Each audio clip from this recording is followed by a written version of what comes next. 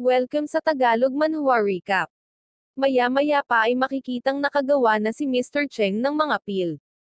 At sinabing tapos na raw siyang mag-forge. Napasabi naman ng isang alchemist na wala rong awa si Mr. Cheng. Dinagdag pa ng isa na si Mr. Cheng daw ay isang one-star alchemist. At na-refine daw nito ng perfect ang pinaka-basic na Joxy pill. At hindi raw ito makikitaan ng mga flaws. At ang pinakamahalaga raw sa lahat tinapos daw ito agad ni Mr. Cheng nang mabilis at hindi nagbigay ng pagkakataon na ma-analyze ang ginagawa niya. Katapusan na raw ni Zhang Zuan. Maya-maya pa ay nagsalita si Zhang Zuan at sinabi kay Mr. Cheng na kapag napangalanan niya raw ba ang tatlo sa mga ginamit na techniques nito tatanggapin na raw ba nito na talo na siya. Sumagot naman si Mr. Cheng na syempre siya raw ay isang official alchemist na mayroong high social status. Wala rong rason na bawiin niya ang mga sinabi niya sa isang hamak lamang na apprentice. Sinabi naman ni Zhang Zuan na kung ganoon daw gagawin niya na lang ng madali ang lahat. At sisimulan niya rong pangalanan ang bagong teknik na ginawa ni Mr. Cheng. Ito raw ay tinatawag na Convergence of 10,000 Tributaries. Hindi raw ba? Hindi naman makapaniwala si Mr. Cheng sa kanyang narinig. Dinagdag pa ni Zhang Zuan na ito raw ay gumamit ng 12 na techniques upang i-refine ang Joxy pill. At sinabi na nga ni Zhang Zuan ang mga techniques na ginamit nito. At sinabi ni Zhang Zuan kay Mr. Cheng sa pamamagitan ng sound transmission na ginaya rin daw nito ang illusory silk hands ni Mr. Bai Ming, frost-threaded hands ni Mr. Lin Mo, golden spring fleet ang cloud dexterity ni Mr. Jin Chen, at ang 100 intertwining method ni Mr. Do. Tama raw ba? Hindi naman nakaimik si Mr. Cheng sa labis na pagkagulat. Dinagdag pa ni Zhang Zuan sa sound transmission na sa tingin niya raw hindi na kailangang detalye niya ang mga techniques dahil makikilala daw ng mga alchemist na nandito ang mga techniques nila hindi raw ba. At sinabi ni Zhang Zuan kay Mr. Cheng na magpapatuloy pa raw ba siya sa pagsasalita. Sumagot naman si Mr. Cheng na hindi na raw kailangan. Talo na daw siya. Nagulat naman ang elder na tinanggap ni Mr. Cheng ang pagkatalo. Sinabi naman ng isa na 2 techniques lang daw ang sinabi ni Zhang Zuan bakit tinanggap na raw agad ni Mr. Cheng ang pagkatalo. Sinabi rin ng isa na akala niya raw may ipapakita si Mr. Cheng dahil gumamit daw ito ng forging method na imbento niya bakit sumuko na raw agad ito nang makasagot ng tama si Zhang Zuan. Ano raw bang pinaggagawa ni Cheng Jiang?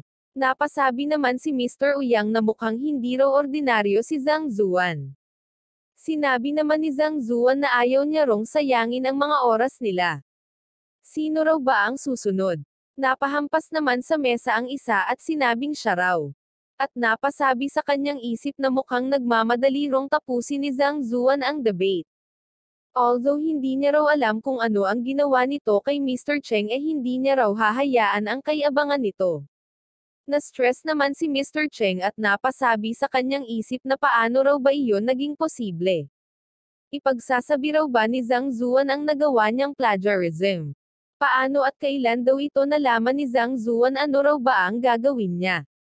Maya-maya pa ay nagsalita ang alchemist at sinabi kay Zhang Zuan na kahit hindi niya raw alam kung ano ang teknik na ginamit ni Zhang Zuan upang mapasuko si Mr. Cheng wag niya na raw itong gawin uli ni Zhang Zuan dahil papalitan niya raw ang rules. At ang magiging rules daw manood daw si Zhang Zuan habang siya ay nagre-refine ng pills. At dapat point daw ni Zhang Zuan ang kanyang mga flaws. Ngunit ang gusto niya raw na point out ni Zhang Zuan ay ang kanyang mga mali pagdating sa forging process kagaya ng kanyang skills, abilidad na kontrolin ang apoy at kung papaano niya pinaghalo-halo ang mga herbs. Nagulat naman si Mr. Ouyang nang marinig ito at napasabing katapusan na raw ni Zhang Zuan. Sinabi naman ni Zhang Zuan sa alchemist na tumigil na raw ito sa pagdadaldal magsimula na raw ito. Napasabi naman ang alchemist sa kanyang isip na napakayabang daw talaga ng batang ito. Maya-maya pa ay lumapit na ito sa cauldron.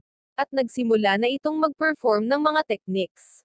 Thousand Mountain Hands, sambit naman ni Zhang Zuan sa kanyang isip. Napahanga naman ang ibang mga alchemist dito.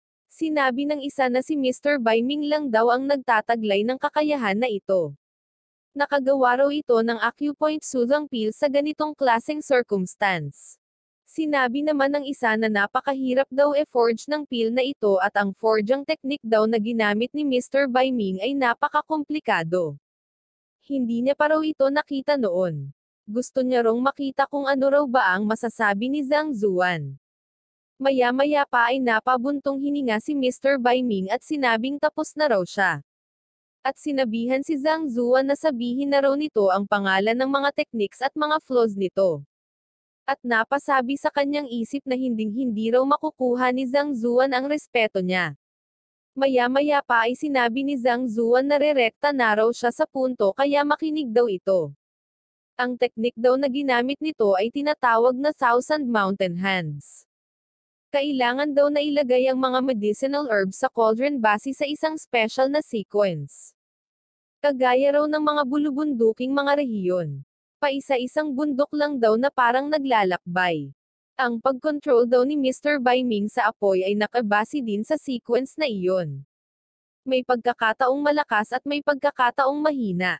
Sa ganoong paraan ay ma-release daw ng husto ang effect ng mga herbs at ito ay magko-combine. Kaya madali lang daw na makagawa ng pill gamit ito. Ngunit ang flow daw ay napakalinaw. Mahirap daw na itaas ang quality ng pill na ito.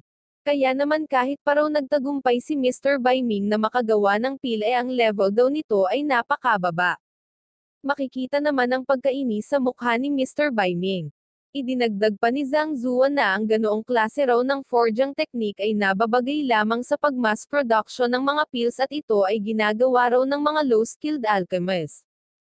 At sa katunayan, wala rong magagaling na mga alchemist ang nag-aaral ng teknik na ito dahil makakahadlang lang daw ito sa kanilang future path. Dahil kahit gaano karaming beses pa man daw sila mag-practice hindi na raw mai-improve ang quality ng pill. Kaya bakit kailangan pa raw itong pag-aralan? Maliban na lang daw kung sa tingin ng mga ito na wala silang potential at sumuko na sa kanilang mga sarili. Tama ba Mr. Bai Ming, sambit naman ni Zhang Zuan? Hindi naman makapaniwala si Mr. Ouyang sa kanyang nasaksihan. Si Mr. Bai Ming daw ay hindi lamang leader ng Bai family na isa sa 4 na great families ng Changshuan Kingdom. Ito rin daw ay isang one-star alchemist na may mataas na katayuan. Ngunit dinescribe daw ito ni Zhang Zuan bilang isang mediocre at unpromising na alchemist. Nainis naman si Mr. Bai Ming at sinabihan si Zhang Zuan na wag daw itong maging masyadong proud. Wala raw kabuluhan ang pinagsasasabi nito. Kailangang sabihin daw ni Zhang Zuan ang mga mistakes na nagawa niya sa gitna ng forging process. Lumapit naman ng kaunti si Zhang Zuan at sinabing magsisimula daw siya sa pinaka-basic. Bilang isang alchemist daw, kailangan daw na makontrol nito ang apoy at ang cauldron ng mabuti. Nagtataka raw siya kung gaano raw ba kalalim ang alam ni Mr. Bai Ming pagdating sa pagkontrol ng apoy at cauldron. Dinagdag pa ni Zhang Zuan na maaari raw nakapareho lang ang size ng cauldron na ito kaya hahayaan niya na lang daw muna ito. Ngunit kahit pa man daw pareho lang ang ginamit na herbs, apoy at cauldron, mag-iiba ang pills na forge dito. Dahil kahit gaano man daw kaliit ang pagkakaiba magre-resulta daw ito sa pag-degrade ng pills. Ang cauldron daw na ito ay mayroong 219 cm na taas at 96 cm na lapad. At mayroon dong 13 na cracks dito. At ito raw ay ginawa ng mga Sanmo craftsmen mula sa Stonewell Workshop 7 taon at 6 na buwan na ang nakalilipas. Kaya ang paggawa raw ng acupoint soothing pill gamit ang cauldron na ito ay magwawatak-watak sa medicinal effects at spiritual energy sa loob ng pill. Na siyang magpapahina sa medicinal effect ng pill. Na siya namang ikinagulat ng lahat ng mga alchemist. Seryoso daw ba ito? Sambit ng isa. Mayroon daw ba talagang epekto ang cauldron sa paggawa ng pill? Sambit naman ng isa.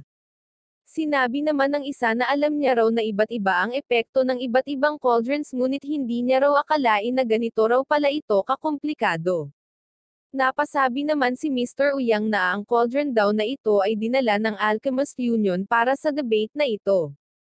Paano raw nangyaring ang daming alam ni Zhang Zuan tungkol rito? Ni alam daw nito ang size, thickness at kung saan ito ginawa.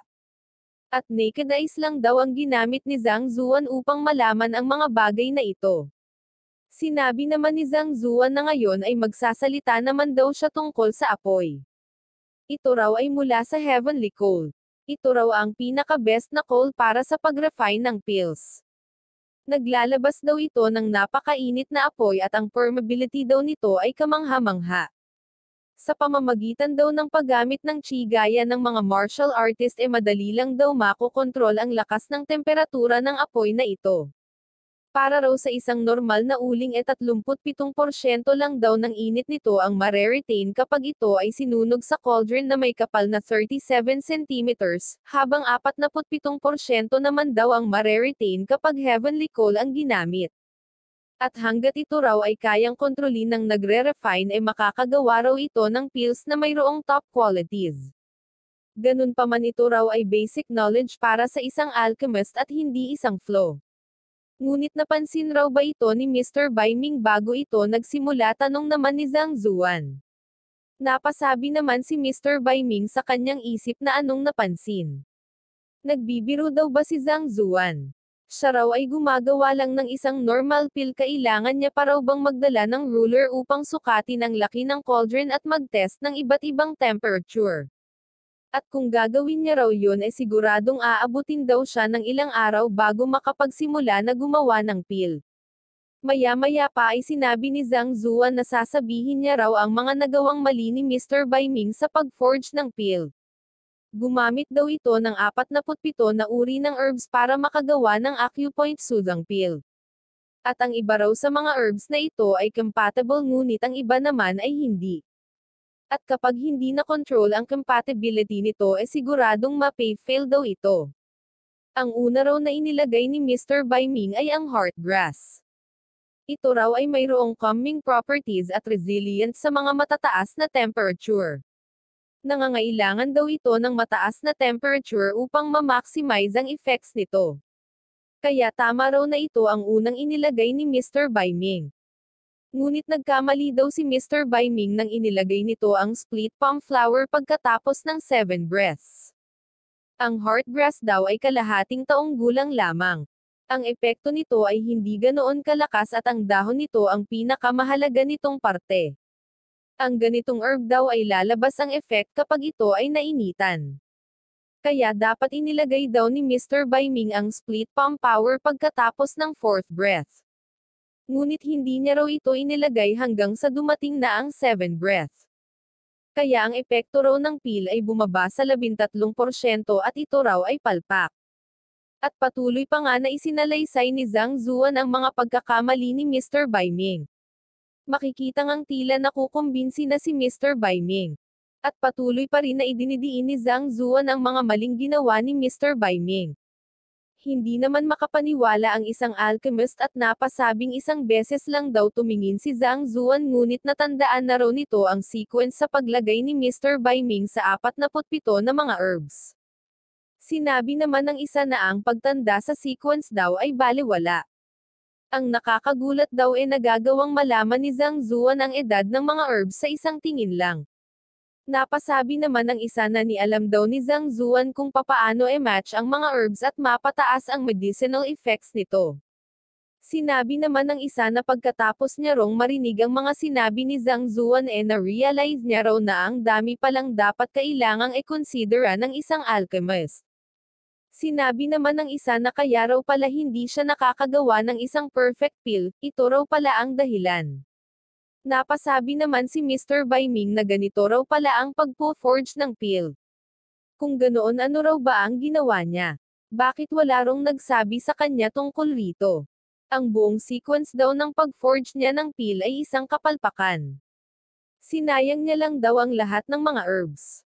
Nagdala lamang daw siya ng disgrace sa alchemy.